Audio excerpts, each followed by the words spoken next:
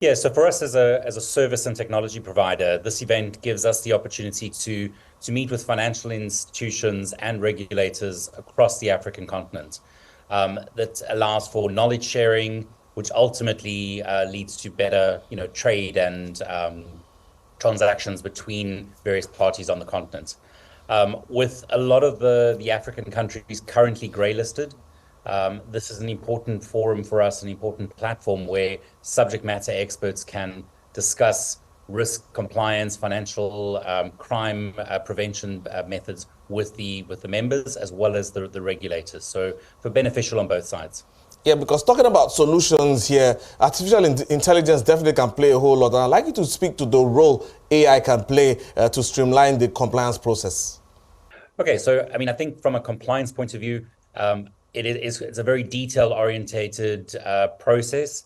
AI does have a place in the compliance in a compliance program, but it's never going to get away from human interaction and human intervention. So you will always need a human to relook at some of the decisions being made by AI. However, AI is definitely complementary to that, where it can take a lot of the job load off the human, as well as create efficiencies and cost savings in the long run.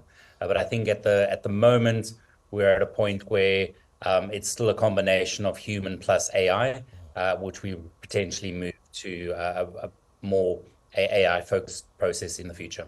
All right, then, because earlier you spoke about the grey list, and it's definitely important to see African countries removed from that grey list.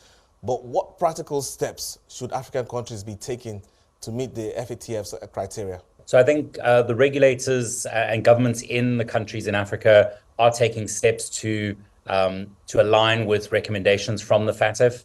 How a company or a financial institution can benefit from that is looking at their current anti-money laundering, counterterrorism, financial crime prevention processes and technology, and see how these can be enhanced. So whether that be from a customer screening for PEP and sanctions purposes, whether that be from an ID verification or KYC purpose, or whether it be from a payment efficiency and screenings side. So financial institutions need to constantly be reviewing the processes and technology they have in place in line with the regulations and legislation of their country, as well as those FATF recommendations.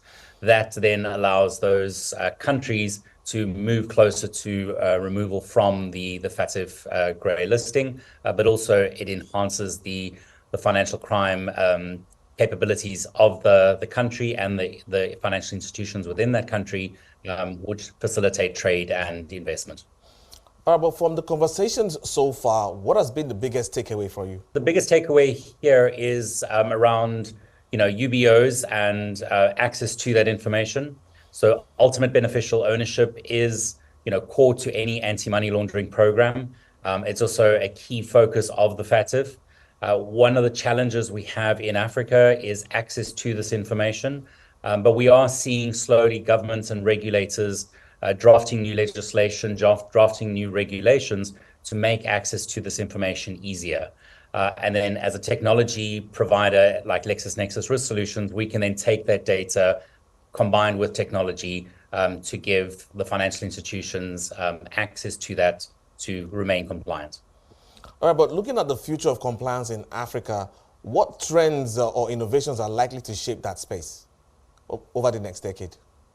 Yeah, so global trends which we are seeing play out on the African continent include digitization of the anti-money laundering process. So automating of the screening, automating of the onboarding process for clients, but then also, the move to cloud hosting as more countries start looking at cloud as a viable option.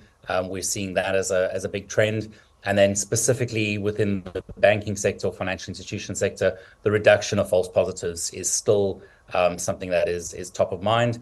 Reduction of false positives is something that technology providers are assisting the financial institutions with.